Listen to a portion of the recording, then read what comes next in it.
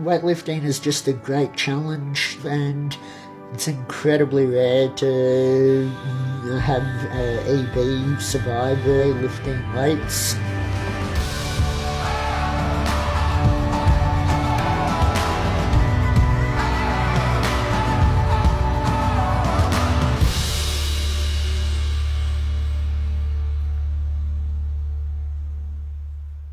Everything in life potentially is painful. It's just a matter of risk versus reward and working out if it's something I really want to do, then I'm going to find a way to do it every single time. My name is Dean Clifford and I'm 38 years old.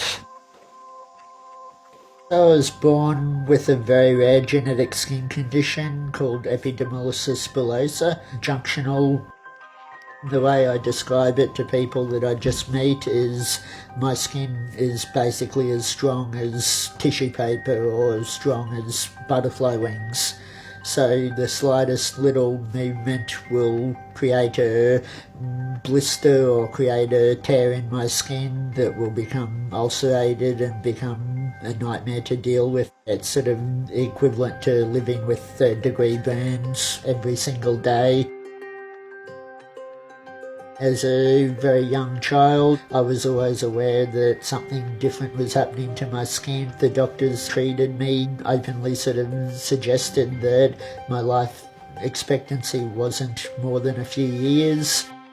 When Dean was first born, he was a beautiful baby, good weight, normal delivery. The roller coaster started about 4 or 5 days after birth. The doctors painted a very bleak picture. When he was about a year old, we thought, well, maybe 2 years, 3 years we'd have. EB affected growing up a lot because of the trauma to my skin and the severe blood loss and severe loss of vital nutrients, because I was always trying to be so active and as active as everybody else. Growing up, it seemed to affect predominantly my face. Kids my age would be very scared to be around the scary looking person. I can't ever recall not having pain in my life, and it's always there, but you can still get on and live your life. Good day, mate. Yeah, good to see you. Ready to lift some weights? Let's get out of this heat.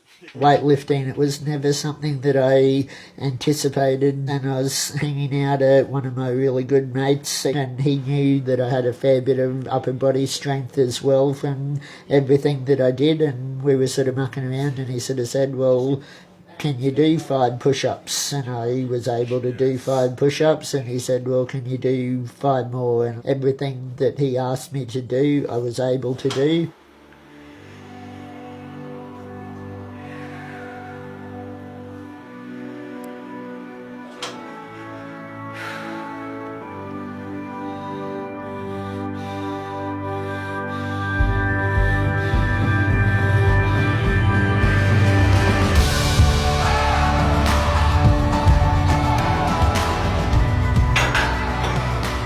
We started off with no weights, and by the end of that sort of hour gym session, I was lifting my body weight and bench pressing my body weight, and that's something that most people have to spend weeks and months and years training to build up their strength to be able to do.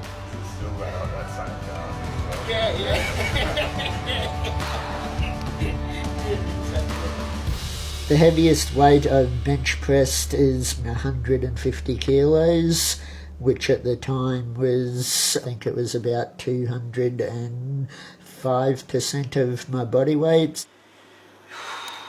I think weightlifting has meant a lot to Dean. I know he loves it. Yeah, I just think it's amazing what he's been able to do, to be honest. Like, yeah.